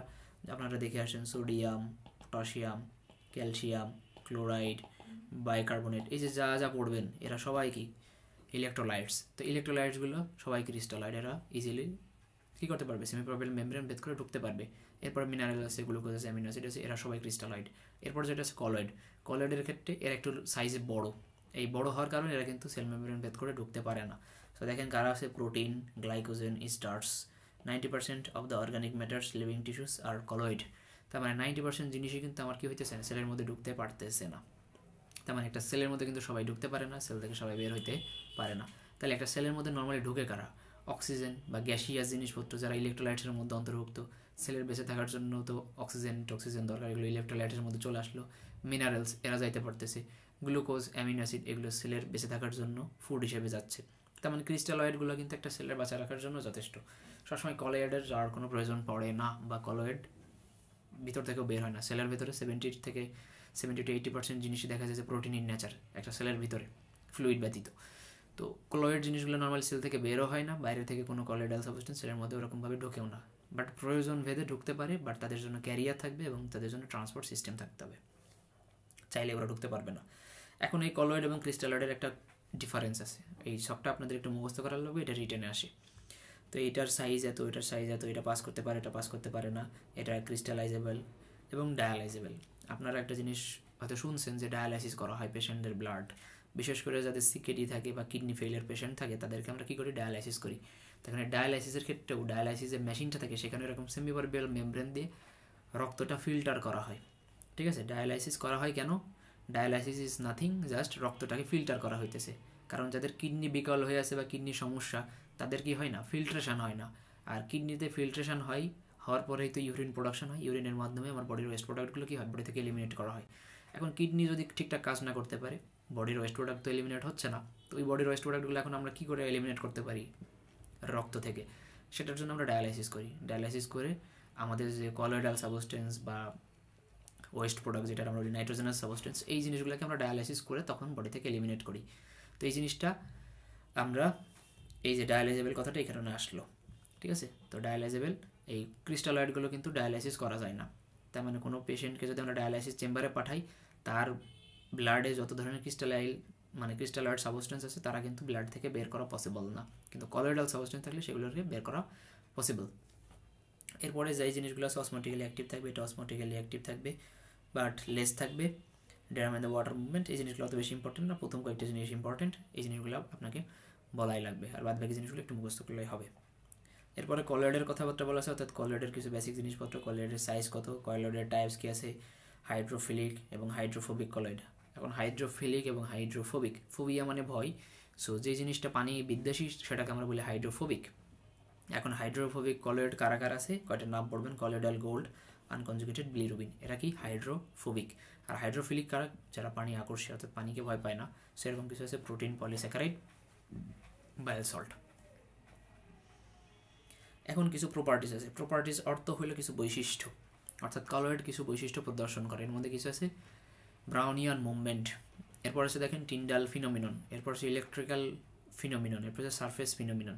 এই প্রত্যেকটা জিনিস ইম্পর্টেন্স, এই প্রত্যেকটা জিনিস ব্যাখ্যা আপনাদের রিটেন ভাইবা সব জায়গায় ধরবে এবং কলয়েডের এই ব্যাখ্যাগুলো সব থেকে বেশি ধরে। এখন যদি আমি একটু প্রথমটা আসি, যে ব্রাউনিয়ান মুভমেন্ট। এখন ব্রাউনিয়ান মুভমেন্ট জিনিসটা হইলো উল্টাপাল্টা ছোটাছুটি করা। আপনারা আগেকার টিভি কি দেখছেন কিনা আমি জানি না, টিভিতে দেখবেন যে আগে ডিশ চলে গেলে একটা ঝিরঝির করতো টিভির সামনে, তো মনে হইতেছে মাছি, প্রচুর পরিমাণ মাছি উড়াউড়ি করতেছে, এরকম দেখতে মনে হইতো। সো আপনারা ওই জিনিসটাকে ব্রাউনিয়ান মুভমেন্টের সাথে কল্পনা করতে পারেন। ধরেন একটা বক্স আছে, বক্সের মধ্যে ধরুন 50টা মশা আমরা ছেড়ে দিলাম মুখটা লাগিয়ে দিয়ে, তো মাছিগুলো কী করবে, মাছিটাটা ঝাঁকাবেন, মাছি দেখবেন যে এক একটা মাছি বা এক একটা মশা এক এক দিকে দৌড়াদৌড়ি করতেছে, তার মানে এক একজনের ডিরেকশন এক এক দিকে, এলোপাথাড়ি দৌড়াদৌড়ি করতেছে। তো এই যে এলোপাথাড়িটা দৌড়াদৌড়ি করতেছে, এটার আমরা বলতাম ব্রাউনিয়ান মুভমেন্ট। তার মানে আপনি যদি একটা সলিউশনের মধ্যে কলয়েডাল সাবস্টেন্সকে ভাবে রেখে দেন, দেখবেন ওদের মুভমেন্ট হবে কি এরকম হ্যাপাজার্ড মুভমেন্ট হবে। তো দেখেন এখানে প্রথম লাইনের মধ্যে কয়েকটা কথাবার্তা বলা আছে, এখানে 5টা টার্ম আমাদের মনে রাখা লাগে ব্রাউনিয়ান মুভমেন্টের ক্রাইটেরিয়া বর্ণনা করতে গেলে। এখানে আছে কন্টিনিউয়াস, র্যাপিড, হ্যাপাজার্ড, এর সাথে আছে জিগজ্যাগ।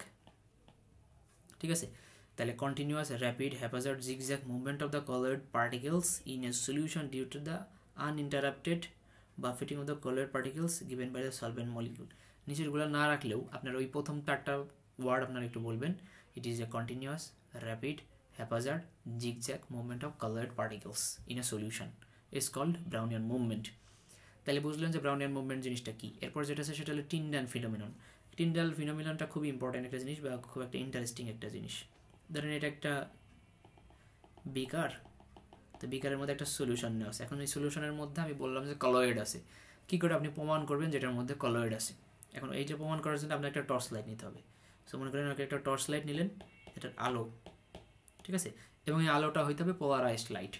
তো যাই হোক, পোলারাইজড লাইট আপনি যেটা বললেন, তো এখানে এই লাইটটা আপনি যখন পাস করবেন, এখন আলোক রশ্মি সবসময় সোজা ডিরেকশনে যায়, একদম স্ট্রেট যায় আলোক রশ্মিগুলো, ঠিক আছে, কোনো ধরনের রিফ্লেকশন না হলে এটা নর্মালি কোনো দিন ডিরেকশনটা চেঞ্জ করে না। ডিরেকশন তখনই চেঞ্জ করে কোনো একটা রিফ্লেক্ট মিডিয়ার উপরে যখন পড়বে তখন। এখন আপনি যখন এই যেই সলিউশনটা আছে এর মধ্যে কলয়েডাল সলিউশন আছে, যেটা প্রকাশ করার জন্য আপনি কী করছেন, এই বিম লাইটটা মারছেন। কোথায় মারছেন? বাইরে থেকে বিকারের উপরে যখন মারবেন, লাইটটা নর্মালি কোন দিকে যাওয়ার কথা ছিল, একদম স্ট্রেট যাওয়ার কথা ছিল। কিন্তু এই সলিউশনের মধ্যে যদি আমার কলয়েড সাবস্টেন্স থাকে, এই কলোয়েড সাবস্টেন্স কী করবে, একটা রিফ্লেক্টরে মিডিয়া এসে তখন কাজ করতেছে, তখন এই জিনিসটা কী করবে, বাঁক নেবে, লাইটের রেগুলা বাঁকা হয়ে যাবে, এই বাঁকা হয়ে কোন দিকে গেছে এবং বাঁকটা কোন দিকে নিছে, এটা যদি হয় লেফট সাইড, এটা যদি হয় রাইট সাইড, তাহলে আলোক রশ্মিগুলা যখন বিকারের মধ্যে দিয়ে কলোয়েডাল সাবস্টেন্সগুলোরে পাস করতেছিল তখন রাইট সাইডের দিকে একটা বাঁক নিছে, ঠিক আছে। এটা সবসময় ডান দিকে বাঁক নিবে এবং ডান দিকে বাঁক নেওয়ার পরে যেই রাস্তা দিয়ে ওই লাইটটা পাস করবে সেই রাস্তায় একটা দাগ রেখে যাবে। তো আপনারা অনেক সময় আকাশের দিক তাকালে দেখতে পারবেন যে প্লেন যখন মেঘের মধ্যে দিয়ে যায় একটা দাগ রেখে যায়, বা একটা সাদা একটা লম্বা একটা দাগ অনেকক্ষণ ধরে পাওয়া যায়। সো এই বিম লাইটটা যখন আপনি কলোয়েডাল সলিউশনের মধ্যে মারবেন, এর মধ্যে যে কলোয়েডাল সাবস্টেন্সগুলো আছে তারা কী করবে, বিম লাইটটাকে অ্যাবজর্ব করবে, বা অবজার্ভ করার পরে ওই জিনিসটাকে কী করবে, রিফ্লেক্ট করবে, এবং সেটা কোন দিকে করবে, রাইট সাইডের দিকে করবে, ঠিক আছে। এবং এই জিনিসটা একটা দাগ রেখে যাবে এই বিকারের মধ্যে, তখন মনে হবে একটা সাদা একটা দাগ, তো এই সাদা দাগ দিয়ে বোঝা যাবে যে এখান থেকে কী হয়েছে, বিম লাইটটা পাস করছে। এই জিনিসটাকে বলা হয় Tyndall phenomenon of colloidal substance. তাহলে এখন আমরা ডেফিনেশন অনুযায়ী একটু পড়ি কী বলা আছে। When a beam light passed through a colloidal solution observed at right angle, তার মানে রাইট অ্যাঙ্গেলের দিকে অবজার্ভ করবে, track line becomes visible, white line একটা সাদা লাইন হিসেবে ভিজিবল হবে, due to the dispersion of the light rays to the colloid particles. তার মানে কলয়েড পার্টিকেল কর্তৃক যে লাইটের ডিসপারশনটা হয়েছে সেটা একটা সাদা লাইন রেখে যাবে এবং সেটা ভিজিবল, ঠিক আছে, এবং সেটা রাইট অ্যাঙ্গেলের দিকে বাঁক নেবে। তাহলে এটাকে আমরা বলছি টিন্ডাল ফিনোমিনন। এরপর যেটা আছে সেটা হলো ইলেকট্রিক্যাল ফিনোমিনন।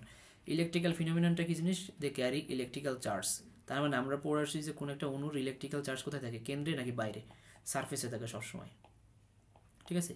তো ইলেকট্রিক্যাল চার্জগুলো সবসময় বাইরের দিকে থাকে, আর ভেতরের দিকে কি থাকে, পজিটিভ চার্জগুলো থাকে নর্মালি। তো ইলেকট্রনগুলো বাইরের দিকে থাকে। এখন এখন বলছে যে ইলেকট্রিক্যাল চার্জ কি বলতেছে, এটা পজিটিভ হতে পারে, নেগেটিভ চার্জ হতে পারে। তার মানে একটা কলোয়েডাল সাবস্টেন্স ইলেকট্রিক ফিনোমিনন বহন করে, এবং এদের পিএইচগুলো হয় কেমন, আইসোইলেকট্রিক পিএইচ, এবং এরা জুইটার আয়ন হিসেবে কাজ করে। এখন জুইটার আয়ন হিসেবে কাজ করতে গেলে সমান সমান থাকা লাগবে, পজিটিভ নেগেটিভ কখনো আলাদা হওয়া যাবে না, পজিটিভও যা থাকবে নেগেটিভও তাই থাকা লাগবে। তো যদি আমার নেগেটিভ 3টা থাকে, তো এটার এগেনস্টে পজিটিভ আমার 3টা থাকতে হবে, এবং একটা আইসো ইলেকট্রিক পিএইচ হিসেবে থাকতে হবে। এখানে আইসো ইলেকট্রিক পিএইচ বলার কারণ হলো এখানে সব কিছু সমান, ঠিক আছে, এখানে কোনো পিএইচের কোনো মানে বেসিক কোনো ডিফারেন্স থাকা লাগবে না। এখন এই পজিটিভ নেগেটিভ যদি সব সমান থাকে, নর্মালি নিউট্রাল থাকে। সো এই কারণে এটা একটা ফেনোমিনন যেটা কলয়েডের ক্ষেত্রে দেখা যায়, যে এদের সারফেসে সবসময় সেম নাম্বার নেগেটিভ এবং পজিটিভ চার্জগুলো থাকবে, এবং এরা আইসোলেটিভ পিএইচ সবসময় মেনটেন করবে, এবং এরা সবসময় কী হিসেবে কাজ করবে, জুইটার আয়ন হিসেবে কাজ করবে। আর একটা আছে যেটা হলো সারফেস ফেনোমেনন, এটা colloidal particle have the larger surface. তার মানে কলয়েডের যে সারফেসটা থাকবে সেটা, এখন কোনো একটা জিনিস লম্বা হলে সারফেস বেশি হয় নাকি গোল হলে বেশি সারফেস হয়, আমার যতদূর জানা আছে গোল হলে সব থেকে সারফেস এরিয়াটা বেশি হয়। তো কলয়েড পার্টিকেলগুলো এরকম গোলাকার আকার ধারণ করে থাকবে বেশি সারফেস এরিয়াটা ক্রিয়েট করার জন্য, ঠিক আছে। এটা হলো সারফেস ফিনোমিননের একটা ব্যাপার স্যাপার। তো এখান থেকে নর্মালি ব্রাউনিয়ার মুভমেন্টটা বেশি ধরে এটা, এবং টিন্ডাল ফিনোমিনন এবং আইসোইলেকট্রিক ফিনোমিনন, সারফেস ফিনোমিননটা খুব একটা বেশি জিজ্ঞেস করে না, বাট টিন্ডাল ফিনোমিননটা সব থেকে বেশি জিজ্ঞেস করে, এবং এটা আপনাকে বাংলায় ব্যাখ্যা করে বলতে হবে। এরপর আছে সাসপেনশন অ্যান্ড ইমালশন। এখন এই সাসপেনশন জিনিসটা আপনারা অনেকে দেখছেন, যাদের বাসায় অ্যান্টাসিড যে ওষুধের যে বোতল পাওয়া যায়, সিরাপ, এখন ওটা আসলে সিরাপ আমরা বলি না, কারণ ওইটা দেখবেন যে অনেকক্ষণ রেখে দিলে নিজে একটা মনে হবে যে জমা হয়ে আছে কিছু একটা জিনিস, ঠিক আছে, একটা শক্ত শক্ত আঠার মতো জিনিস মনে হবে যে নিচে জমা আছে, পরে ওইটাকে ভালো করে ঝাঁকাই টাকায় তারপরে খাইতে হয়, এটা আমরা বলি সাসপেনশন। এটা কিন্তু একটা হেটারোজেনাস সাবস্টেন্স, এখানে একটা লিকুইড থাকে আর একটা একটু সেমি সলিড থাকে। তো এই লিকুইড এবং সেমি সলিডটা মিক্স করার কারণে দেখা যায় সেমি সলিডটা ম্যাক্সিমাম সময় বা অনেকক্ষণ ধরে রেখে দিলে নিচের দিকে কী হয়, কনসেন্ট্রেশনটা নিচের দিকে বাড়তে থাকে, অর্থাৎ অধক্ষেপ পড়ে আর কি। তো এইটা হলো একটা হেটারোজেনাস সাবস্টেন্স বা হেটারোজেনাস সিস্টেম, যেখানে কী হবে, solute with water, where solute size is more than 100 nanometre. এখন মোর দ্যান 100 ন্যানোমিটার হওয়ার কারণে এটা কি হয়ে গেছে, অবভিয়াসলি কলয়েড হয়ে গেছে। তো এই কারণে সাসপেনশন এটা একটা কলয়েডাল সলিউশন। এরপর আছে যেটা হলো ইমালশন। ইমালশনের মধ্যে দুইটা জিনিস থাকবে, লিকুইড এবং liquid heterogeneous system produce by dispersion of the liquid droplet to another liquid. তার মানে এমন একটা লিকুইডের মধ্যে এমন একটা লিকুইড ঢুকানো হয়েছে যেটা ইনসলিউবল, তার মানে কখনোই একটার সাথে আর একটা কী হইতেছে না, মিক্স হইতেছে না। তার মানে যদি আমি পানি এবং জলের মধ্যে মিক্স করার চেষ্টা করি, পানি এবং তেলের মধ্যে যদি মিক্স করি, দুইটাই লিকুইড, ঠিক আছে, পানিও লিকুইড তেলও লিকুইড, কিন্তু দুইটার কনডেনসেশন এক না, একটার সাথে আর একটা কখনোই দ্রবীভূত হবে না, ইনসলিউবল। তার মানে ইমালশন জিনিসটা হইলো যদি আপনি পানির উপরে তেল ফেলে রাখেন, তেল উপরে ভেসে থাকবে, দুইটাই কিন্তু লিকুইড, কিন্তু কোনো মিক্স হচ্ছে না, এরা কখনোই একটার সাথে মিক্স হয়ে সলিউশন তৈরি করবে না। এই জিনিসগুলো আমরা বলি ইমালশন, ঠিক আছে। এই জিনিসগুলো আসলে ডেফিনেশন লাগে, সাসপেনশন কী জিনিস, ইমালশন কী জিনিস, সেই জিনিসগুলো ডেফিনেশন ধরে। এরপর হোয়াট ইজ ইমালসিফাইং এজেন্ট, যেটা হলো এই যে ইমালশন ছিল, ইমালশন বড় যে এরিয়া জিনিসটা থাকবে সেটাকে ভেঙে ছোটো ছোটো জিনিসটা তৈরি করা। তো ইমালসিফাইং টার্মটা আপনারা পাবেন হলো ফ্যাট মেটাবলিজমের মধ্যে গেলে ইমালসিফিকেশন এই টার্মটা আসবে। তো বাইলের সাথে আসলে লিপিড যখন মিক্স হয় তখন এখানে ইমালসিফিকেশনটা হয়। এখানে আপনাদের অত বেশি কিছু লাগবে না। কলোয়েডাল সলিউশন এবং সাসপেনশন এবং টুরো সলিউশন এটার একটা কম্প্যারিজন দিয়ে রাখছে। আপনারা ওই জিনিসগুলো পড়ার পর এই ছকটা পড়বেন, তাইলে আপনারা বিষয়টা বুঝতে পারবেন যে আসলে এখানে বলতে যাচ্ছে কি। এরপরে যে ডায়ালাইসিস, এই ডায়ালাইসিসের কথাবার্তা একটু আগে আমি বলে আসছি, সো এখানে আর নতুন করে কিছু বলবো না। সো তারপর একটু বলি, principal of the dialysis based on the crystalloid substance in the solution can pass through the semipermeable membrane while colloid cannot pass। তার মানে আপনি ডায়ালাইসিস করলে সবসময় মনে রাখবেন আপনি যেইটা ফিল্টার করতেছেন সবাই নর্মালি কলয়েড। এখানে আপনি কোনো ক্রিস্টালয়েডকে পাবেনও না, খুঁজেও পাবেন না যে কোনো ক্রিস্টালয়েড আপনি ডায়ালাইসিস করার পর পাইছেন, পাবেন না। তার মানে কলয়েডগুলো সেমিপারমেবল মেমব্রেন ভেদ করতে পারে না বিধায় আটকে থাকে মেমব্রেনের সাথে, বাট ক্রিস্টালয়েড এরা আটকে থাকে না, এরা বের হয়ে যায়। আপনি ক্রিস্টালয়েডকে কখনোই ডায়ালাইসিস করে আলাদা করতে পারবেন না, সেটা হলো ডায়ালাইসিসের কিছু ধর্ম। এরপর হচ্ছে ল অফ মাস অ্যাকশন। এই যে এখানে একটা ল অফ মাস অ্যাকশন আছে, এই ল অফ মাস অ্যাকশনের একটা ডেফিনেশন আছে, এই ডেফিনেশনটা পড়বেন। আর এই হলো ল অফ মাস অ্যাকশনের একটা সূত্র আর কি, simple law of chemical, but এটা খুব একটা বেশি ইম্পর্টেন্ট না। এরপর একটা জিনিস আছে হ্যান্ডারসন হ্যাসেলবার্গ ইকুয়েশন, যেটাকে আমরা বলি HHE। দেখেন সাইডে লেখা আছে, এটা হলো সংক্ষিপ্ত রূপ। এই জিনিসটা আপনাদের পরীক্ষায় জিজ্ঞেস করে হোয়াট ইজ HHE, আপনাদেরকে হ্যান্ডারসন হ্যাসেলবার্গ ইকুয়েশন এই জিনিসটা বলা লাগবে, প্লাস এই জিনিসটার বানানটা ধরে। তার মানে হ্যান্ডারসন এই বানানটা জিজ্ঞেস করবে, হ্যাসেলবার্গ এই জিনিসটার বানান ধরবে, সেই বানানটা একটু পড়ে নেবেন। বানানটা শিখে তারপরে আর কি পরীক্ষার হলে যাবেন, যে শুধু নাম পড়ে গেছেন হবে না, বানানটাও কি লিখতে দিতে পারে। বায়োকেমিস্ট্রিতে এরকম বহু অহরহ ঘটনা আছে যে বায়োকেমিস্ট্রি পরীক্ষা দিতে গেলে আপনাদের অনেক কিছুর জিনিসপত্র লেখা লাগতে পারে। অর্থাৎ টিচারের সামনে যদি কোনো পেজ টেস্ট থাকে বা খাতা থাকে, আপনাদের একটা পেজ টাকায় দিবে, আর অবশ্যই বায়োকেমিস্ট্রি পরীক্ষার সময় পকেটে একটা কলম নিয়ে যাবেন, কারণ এনি হাউ এনি টাইম আপনাদেরকে কোনো কিছু লিখতে দিতে পারে। সো এই কারণে নিয়ে যাবেন। এই হ্যান্ডারসন হ্যাসেলবার্গের একটা ইকুয়েশন আছে, ইকুয়েশনটা এই যে লাস্টের যে লাইনটা আছে, PH = PK + log into weak acid by weak base by weak acid, এরকম একটা টার্ম আছে, এই টার্মটা মুখস্থ করা লাগে। তো এটার যে ইকুয়েশন এখানে ডিসক্রাইব করা আছে এটা এত ভালো করে দেওয়া নাই, এটা আপনাদের গাইড বই খুব ভালো করে দেওয়া আছে। সো এই ইকুয়েশনটা আপনাদের গাইড থেকে পড়া লাগবে, এটা গাইডে খুব ভালো করে দেওয়া আছে, বিশেষ করে যারা ব্লু প্রিন্ট গাইড পড়বেন। যদি কেউ ব্লু প্রিন্ট গাইডটা পড়েন কখনো, ওই ব্লু প্রিন্ট গাইডের ইকুয়েশনটা খুব সুন্দর করে দেওয়া আছে অন্যান্যটার থেকে, আরিফ কিংবা এন্ডেভার ওদের থেকে ব্লু প্রিন্টের ইকুয়েশনটা খুব সুন্দর করে দেওয়া আছে। তো এই যে এখানে এই জিনিসটার কথা বলতেছিলাম যে PH = PK + log into salt by weak acid, ঠিক আছে। তো এখানে কনজুগেটেড বেস বলা হয়, সল্টটাকে আমরা কনজুগেটেড বেস বলি, এবং উইক অ্যাসিডের একটা ইকুয়েশন। এই ইকুয়েশনটা কিন্তু ভাইভাতে জিজ্ঞেস করে, এটা ভাইভাতে জিজ্ঞেস করে যে what are the equation of the Henderson Hasselbalch বা হ্যান্ডারসন হ্যাসেলবার্গ ইকুয়েশনের ফাইনাল ইকুয়েশনটা কি। সো এটা কি, PH = PK + log into conjugated base অথবা সল্ট বাই উইক অ্যাসিড, এটা হলো অ্যাকচুয়াল ইকুয়েশন। এরপরে নর্মালি এইখান থেকে জিজ্ঞেস করে হলো what are the importance of Henderson Hasselbalch equation, এই ইকুয়েশনের ইম্পর্টেন্সটা কী জিনিস। তো এখানে কয়েকটা ইম্পর্টেন্সের কথাবার্তা বলা আছে, spell out the concept of the acidosis এবং অ্যালকালোসিস। তার মানে একটা পেশেন্ট অ্যাসিডোসিস কন্ডিশনে আছে নাকি অ্যালকালোসিস কন্ডিশনে আছে, এই জিনিসটা এই হ্যান্ডারসন হ্যাসেলবার্গ ইকুয়েশন দিয়ে বোঝা যায়। এরপরে কি আছে, ডিটারমাইন করে কি পিএইচ অফ উইক অ্যাসিড এবং ইন্ডিকেটর, অর্থাৎ কোনো একটা উইক অ্যাসিডের কী পরিমাণ পিএইচ আছে এবং সেটা কী ইন্ডিকেট করতেছে, এই জিনিসগুলো ডিটারমাইন করতে আমরা HHE ইকুয়েশনটা ইউজ করি। এরপর use to determine the pH of the buffer solution. এই বাফার জিনিসটা কি সেটা এখন আপনাদেরকে পড়ানো হয় নাই, বাট প্রথম চ্যাপ্টারের কয়েকটা ইম্পর্টেন্ট জিনিসের মধ্যে একটা আছে পিএইচ আর একটা আছে বাফার। তো এই জিনিসটা আমরা নেক্সট ক্লাসে আলোচনা করবো, যদিও আজকের ক্লাসে অত কিছু একসাথে আলোচনা করা পসিবল না, কারণ 44 পেজের একটা চ্যাপ্টার আপনাদের অলরেডি ফার্স্টে দেখানো হয়েছে। সো সব কিছু আলোচনা করা যাবে না, বাট পিএইচ এবং বাফার সম্পর্কে আমরা নেক্সট ক্লাস আলোচনা করবো। তো আজকের পিএইচ এবং বাফার বাদে যা আছে সেগুলো আমরা একটু পড়ার চেষ্টা করবো আর কি। এরপর যেটা আছে সেটা হলো গিবস ডোনার মেমব্রেন ইকুইলিব্রিয়াম, এটা খুব একটা ইন্টারেস্টিং জিনিস। তো এই জিনিসটা হলে আপনি একটা এরকম বড় একটা জার নেবেন, মাঝখানে একটা সেমিপারমেবল মেমব্রেন দিবেন, দেওয়ার পরে আপনি কি করছেন, দুইটা সাবস্টেন্স অ্যাড করছেন এখানে। একটা হলো সেমিপারমেবল মেমব্রেন ভেদ করতে পারে, যেটাকে আমরা লিখলাম পজিটিভ, আর একটা হলো যেটা সেমিপারমেবল মেমব্রেন ভেদ করতে পারে না, সেটাকে আমরা দিলাম নেগেটিভ। এখন যেটা ভেদ করতে পারে এবং যেটা ভেদ করতে পারে না, দুইটাকেই আপনি একটা মেমব্রেনের এক সাইডে রাখছেন, নট বোথ সাইড। যে কোনো এক সাইডে দিচ্ছেন। তো মনে করেন এটা হলো রাইট সাইড, এটা হলো লেফট সাইড, তা আপনি মাঝখানে দিচ্ছেন কি, এটা হলো সেমি পারমিয়েবল মেমব্রেন, আমি এসএম দিয়ে প্রকাশ করলাম সেমি পারমিয়েবল মেমব্রেন। এখন এই সেমি পারমিয়েবল মেমব্রেন দিয়ে আপনি দুইটা ভাগ করে রাখছেন, অর্থাৎ এই যে একটা জার, মনে করেন এটা একটা জার, এই জারটাকে আপনি ডিভাইড করে রাখছেন এবং ডিভাইডারের রাইট সাইড আপনি কি দিয়েছেন, সেমি পারমিয়েবল মেমব্রেন ভেদ করতে পারে এরকম কিছু ডিফিউজেবল সাবস্টেন্স দিয়েছেন আর কিছু নন ডিফিউজেবল সাবস্টেন্স দিয়েছেন। তাহলে এখন কমন সেন্সে আপনি একটু বলেন তো এই জিনিসটা ভেদ করে এই পাশে কারা যাইতে পারবে, যে ডিফিউজেবল সে যাইতে পারবে নাকি যে নন ডিফিউজেবল সে যাইতে পারবে, কেউ বলতে পারবেন? ডিফিউজেবল। তাহলে এখন এটা হলো খুব সহজ, যে ডিফিউজেবল যারা তারা কি করবে, অবভিয়াসলি সেমি পারমিয়েবল মেমব্রেন ভেদ করে ওরা ডিফিউজ হয়ে ফেসে যাইতে পারবে, কিন্তু যে নন ডিভিজেবল সে কি কোনোদিন এই মেমব্রেন ভেদ করতে পারবে? অবভিয়াসলি পারবে না।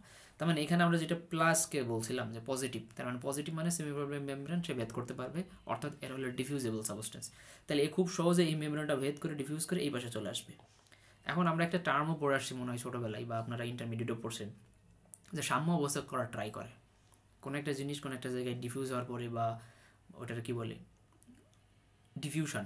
সো ডিফিউশন জিনিসটার মধ্যে পড়ে আসেন না, যে কোনো একটা রুমে যখন সেন্টের একটা করা হয়, পুরো রুমটাই দেখা যায় যে একটা সেন্টের একটা ঘ্রাণ হয়, তো পুরো রুমটাই কিন্তু ওরা কী করতে পারে, কী করার চেষ্টা করে, অকুপাই করার চেষ্টা করে, অর্থাৎ পুরো জায়গাটাই ওরা ধরে রাখার চেষ্টা করে।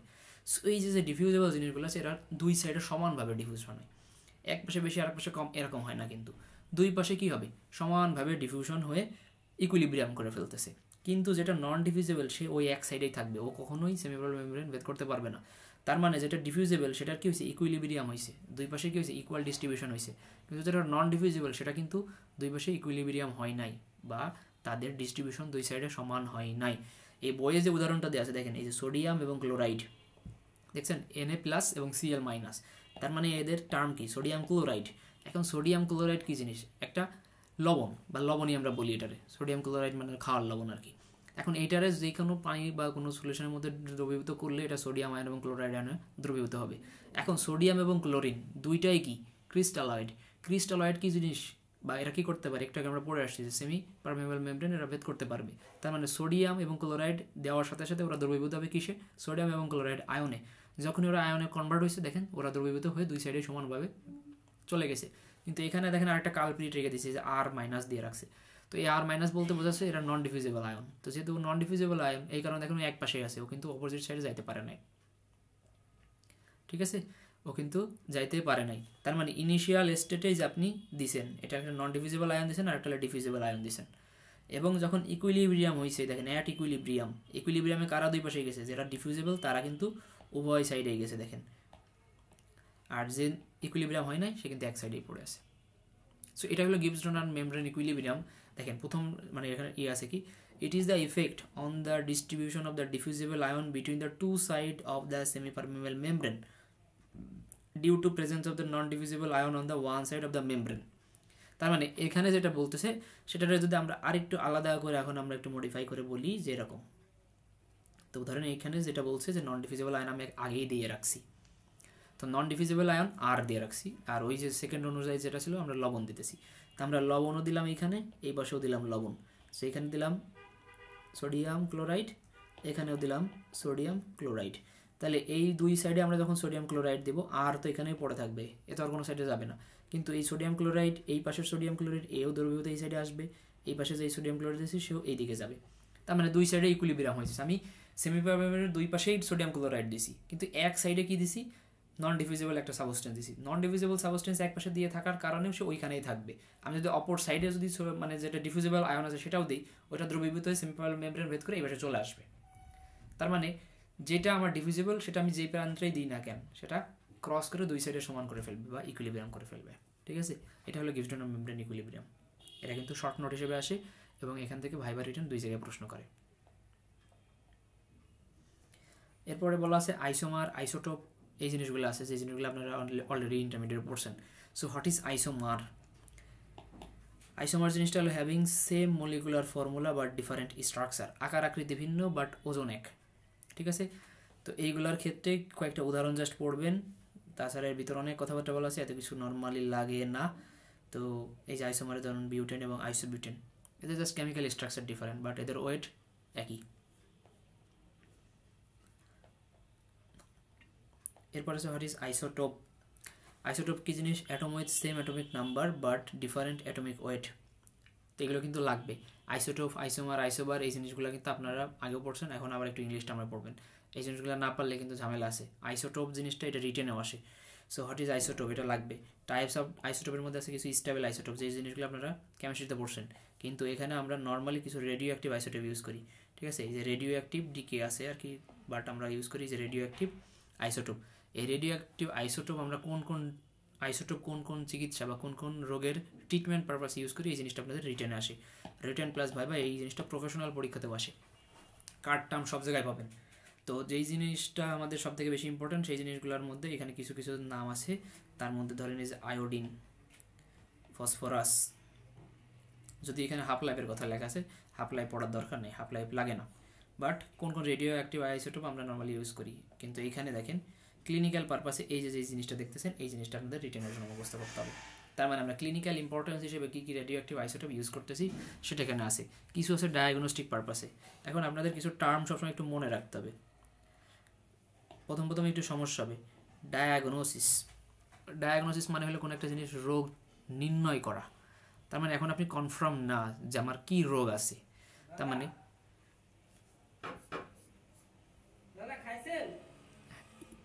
হ্যাঁ খাইছি। হ্যাঁ সরি। তো ডায়াগনস্টিক ইউজ জিনিসটা হলো যে কোনো একটা রোগ ডায়াগনোসিস করার আগে, এখন আমি কনফার্ম হই নাই যে আমার কোন রোগটা আছে, তো সেটা আমরা বলি ডায়াগনস্টিক ইউজ। এরপরে নিচের দিকে একটা টার্ম আছে দেখেন, থেরাপিউটিক ইউজ। তার মানে আমি জানি আমার কি রোগ আছে, এখন এই রোগটার ট্রিটমেন্ট পারপাসে আমি যখন ইউজ করতেছি তখন সেটা আমরা বলতেছি থেরাপিউটিক পারপাস। ঠিক আছে, তো এই টার্মগুলোর সাথে একটু পরিচয় হওয়া লাগবে বা একটু আস্তে আস্তে পরিচয় হয়ে যাবেন। এই জিনিসগুলো আপনারা ওভারঅল অনেক জায়গায় দেখছেন, কিন্তু অ্যাকচুয়াল অর্থ হয়তো অনেকেই জানেন না, এই কারণে বললাম। তার মানে ডায়াগনোসিস এখনও রোগ নির্ণয় হয় নাই, অন দ্য বা অনগোয়িং প্রসেসে আছে। আর থেরাপিউটিক মানে হলো প্রসেসটা অলরেডি আপনি জানেন যে কী রোগ আছে সেটা আপনি জানেন, বাট থেরাপি দিতেছেন রোগটা সারানোর জন্য। সো দুইটা কিন্তু ডিফারেন্ট জিনিস। সো ডায়াগনোস্টিক পারপাসে আমরা কী করতেছি, আয়োডিন দিতেছি, আয়োডিন আপটেক টেস্ট দিতেছি to diagnosis the thyroid disorder. তার মানে থাইরয়েডের কোনো ডিজিজ আছে কিনা সেটা জানার জন্য আমরা আয়োডিন আপটেক টেস্ট করাই। ঠিক আছে, রেডিও অ্যাক্টিভ আয়োডিন আমরা পেশেন্টকে খাওয়াই দিই। তো রেডিও অ্যাক্টিভ আয়োডিনটা নর্মালি থাইরয়েড গ্ল্যান্ডে যাওয়ার পরে ওইখানে আপটেকের উপর ভিত্তি করে আমরা বিভিন্ন রোগ ডায়াগনোসিস করি। ঠিক আছে, এটার অনেক কথাবার্তা আছে। এটা হলো থাইরয়েড ফাংশন টেস্ট নামে একটা টপিক্স আছে, যেটা আপনাদের 6th কার্ড অর্থাৎ ক্লিনিক্যাল বায়োকেমিস্ট্রি আছে, ওইখানে পড়ানো হবে। সো ওই জিনিসটা এখন আর পড়ায় মাথা নষ্ট করাতে চাচ্ছি না, কারণ ওখানে অনেক কথাবার্তা আছে। তো এইটুকু জাস্ট মনে রাখেন, থাইরয়েড ডিজঅর্ডারের ক্ষেত্রে আমরা কি ইউজ করি, রেডিও অ্যাক্টিভ আয়োডিন ইউজ করি। এরপরে আছে দেখেন আরবিসি লাইফ স্প্যান, যদি আর কোনো ইসের কথা বলা নয় ওইভাবে অ্যাবজর্পশন টেস্ট করে আয়রন টায়রন, এগুলো একটু জাস্ট পড়তে হবে।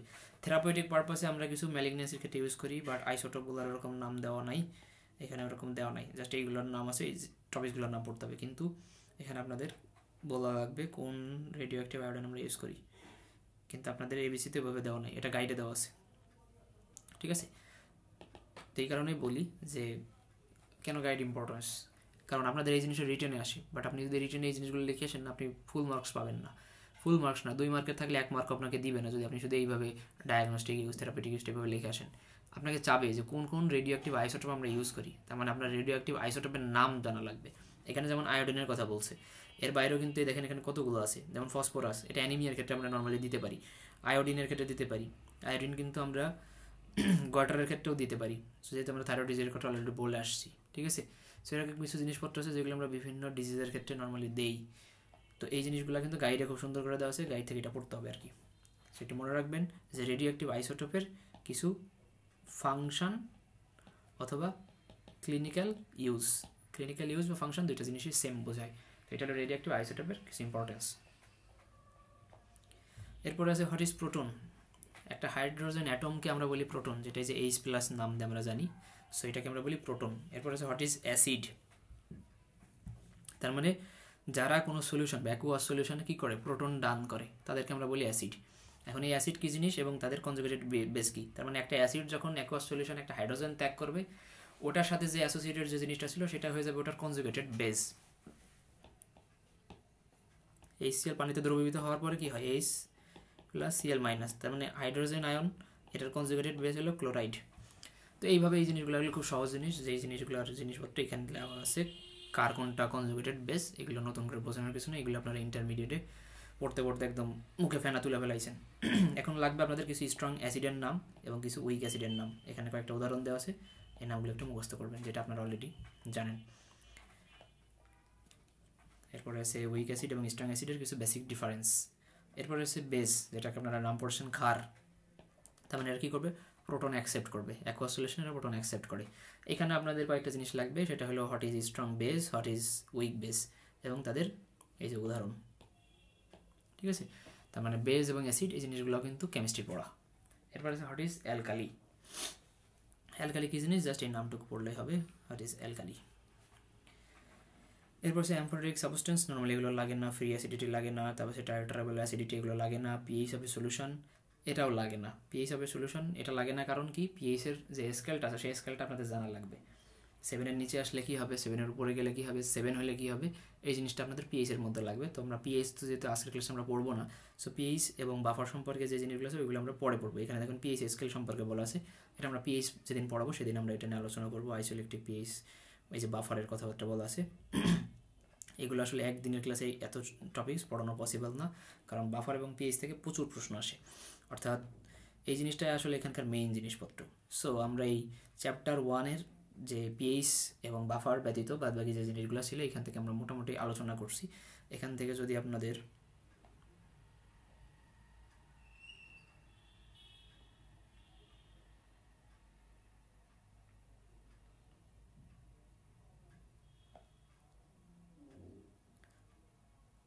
এখানে আসলে কোশ্চেন ব্যাংক দেখাতে চাচ্ছিলাম, বাট কোশ্চেন ব্যাংকটা আজকে আপনি এখন খুঁজতে হবে আর কি। তো কোশ্চেন ব্যাংক থেকে আমি কোশ্চেন কী কী আসে বা রিটেনে কী রকম কী প্রশ্ন আসে সেটা আমি একটা স্ক্রিনশট আপনাদের দিয়ে দিব, আপনারা ওখান থেকে দেখে রেখে নেবেন যে এই যে টপিকসগুলো পড়ানো হলো বা যেই টপিকগুলো আমরা ডিসকাশন করলাম আজকের ক্লাসে, এই টপিক্স থেকে কী কী প্রশ্ন 3 স্টার প্রশ্ন, মানে 3 স্টার প্রশ্ন বলতে আর কি কোশ্চেন ব্যাংকে যে প্রশ্নগুলো 3 স্টার থাকে, নর্মালি এই প্রশ্নগুলোই দেখা যায় যে বিগত 10 বছর বা 5 বছরের মধ্যে এই প্রশ্নগুলোই অহরহ আসছে প্রফেশনাল পরীক্ষাতে। তার মানে কোশ্চেন ব্যাংকের কোশ্চেনগুলো হলো প্রফেশনাল পরীক্ষার কোশ্চেন, ওগুলো কিন্তু আপনার কলেজের কার্ড টার্মের কোশ্চেন না। কার্ড টার্মে দেখা যায় যে ওইটার বাইরে অনেক ধরনের কোশ্চেন দিয়ে থাকে টিচাররা, ঠিক আছে। তো কার্ড টার্মের পরীক্ষা আর প্রফেশনাল পরীক্ষা একটু ডিফারেন্ট হয়। প্রফেশনাল পরীক্ষার প্রশ্নগুলো যেহেতু ইউনিভার্সিটি থেকে দিয়ে থাকে, সো ওইখানকার প্রশ্নগুলো বিগত 10 সালের প্রশ্ন পড়লেই হয়ে যায়। তো এই টপিকস থেকে যদি আপনাদের কারো কোনো প্রশ্ন থাকে যে কোনো সময় আপনারা টেলিগ্রাম গ্রুপে জানাতে পারেন, বা আপনাদের যদি এখন কারো কোনো প্রশ্ন থাকে জিজ্ঞেস করতে পারেন। আমাদের এই ফার্স্ট চ্যাপ্টারের আর 2টা টপিকস বাদ আছে, যেটা হলো পিএইচ এবং বাফার, যেটা আমরা নেক্সট ক্লাসে আলোচনা করব, কারণ 2টা জিনিসই ভাইটাল এবং ওখানে অনেক বোঝার জিনিস আছে। তো আজকের ক্লাসে যদি কারো কোনো প্রশ্ন থাকে জিজ্ঞেস করতে পারেন, এনিওয়ান।